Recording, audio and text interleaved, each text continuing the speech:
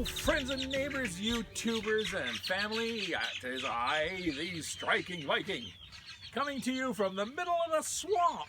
Well, not exactly the swamp, but we'll get some still pictures to show you just how swampy it is. Don't sink there, oh my sister. goodness. Today's little chore is going to be removing the Reflectix, which you can see along the coach here. I have to pull it off, take the tape off, pull the screws out, and then figure out what I'm going to do with it from there. And the reason why is because we've been taping to hold it up at the top, and yeah, the tape is letting go because of all the rain and the changes in temperature now that it's starting to warm up here in Oklahoma. So we're going to carry on with that, and the sister will be documenting it along the way.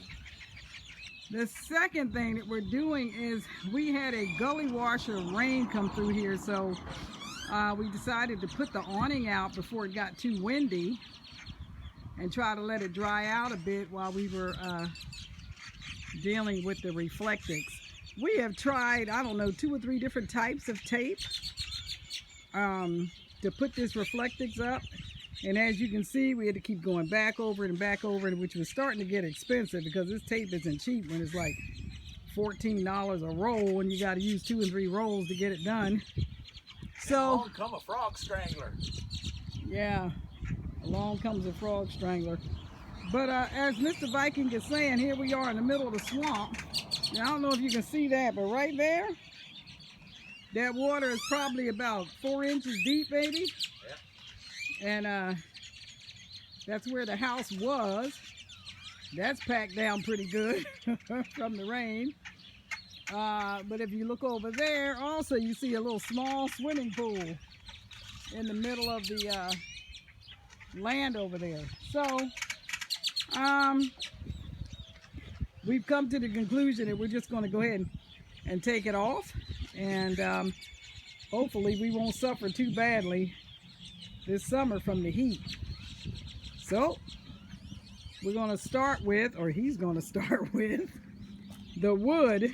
There, believe it or not, see, this is what the rain is doing. The grass is ridiculous. This is actually mostly weeds out here that we're not going to try to make beautiful grass because it's just an empty lot. And we don't plan on growing any food here. So, but underneath, all along there at the bottom is a piece of wood that has the Reflectix anchored to it. Screws rather, which held pretty good. The problem has been the tape, trying to get it to hold up at the top.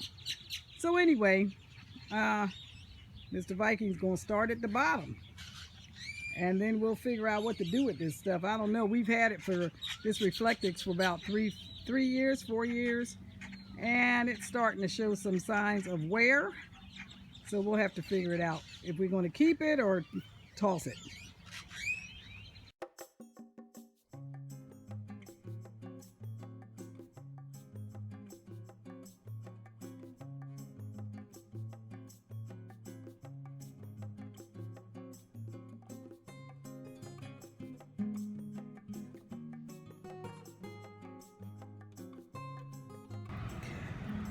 Okay, folks, so we're finished with that as far as getting that Reflectix taken care of.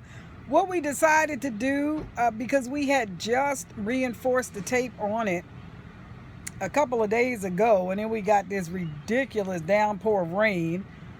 So we decided to just take it down where the tape that we had put up before was failing, and we had secured it and re-secured it several times.